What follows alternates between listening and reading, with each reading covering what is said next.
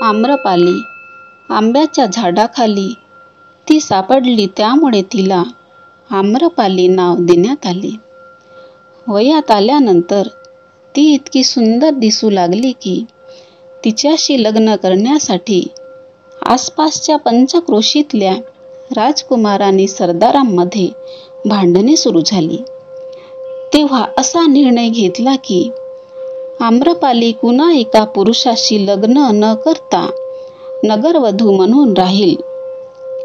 काही अटींवर आम्रपालीने गणिका होण्याचे मान्य केले. पुढे भगवान बुद्ध जेव्हा वैशालीत आले तेव्हा आम्रपालीने त्यांना आपल्या घरी भोजनाला आमंत्रित केले. तिचे आमंत्रण बुद्धांनी स्वीकारले.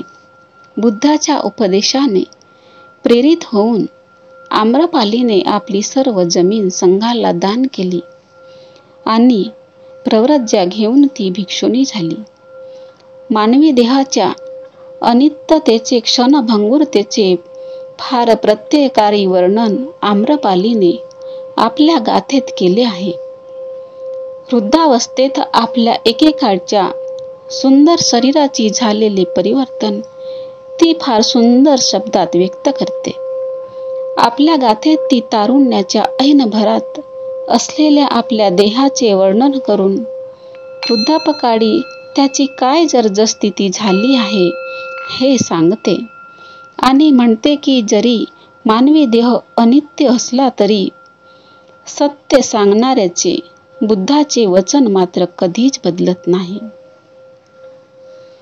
माझा केशसंभार भुंग्यासारखा काळा कुरळा होता.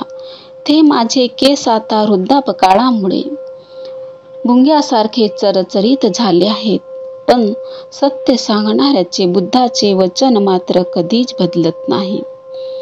सुगंधी फुले रचलेल्या सुंदर परडीप्रमाणे एकेकाळी माझा केशकलाप दरवळत होता. आता तोच केशकलाप जनावराच्या केसाळ कातड्यासारखे वास मारत आहेत. पण सत्य सांगणाऱ्याचे, बुद्धाचे वचन मात्र कधीच बदलत नाही. केशफुलांच्या शुभ्र कड्याप्रमाणे माझे दात नाजूक आणि एका ओढीत होते. आता तेच दात जवाप्रमाणे पिवळे आणि खंडित झाले आहेत. पण सत्य सांगणाऱ्याचे, बुद्धाचे वचन मात्र कधीच बदलत नाही. एकेकाळी हे शरीर सौंदर्याची खाण होते, पण आता म्हातारपणामुळे यातनांचे घर झाले आहे. पोपडे पडलेल्या भिंतीप्रमाणे हा देह जीर्ण आणि कुरूप झाला आहे. पण सत्य सांगणाऱ्याचे, बुद्धाचे वचन मात्र कधीच बदलत नाही.